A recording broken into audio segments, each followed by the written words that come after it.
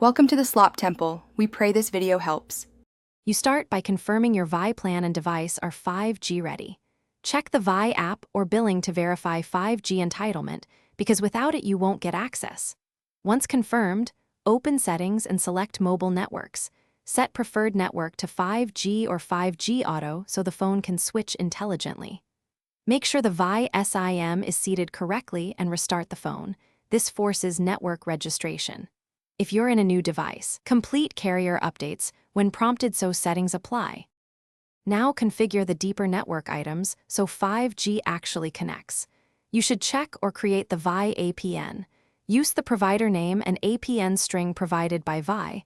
Often username and password are empty.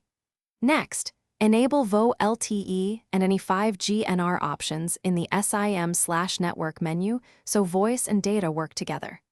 Once done, install any carrier configuration updates and toggle airplane mode for 10 to 15 seconds to force a fresh attach. Finish by optimizing placement and validating provisioning so you get consistent 5G. Move near a window or outside. 5G mmWave and midband favor open sight lines, then test speeds with a benchmark app. If you still lack 5G, make sure your plan is provisioned and APN matches. Try the Vi SIM in a known 5G phone to isolate device issues.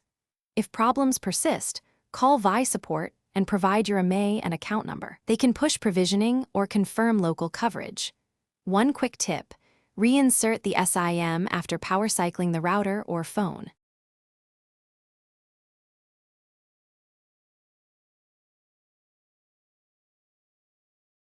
Thanks for watching. Consider subscribing if we helped you.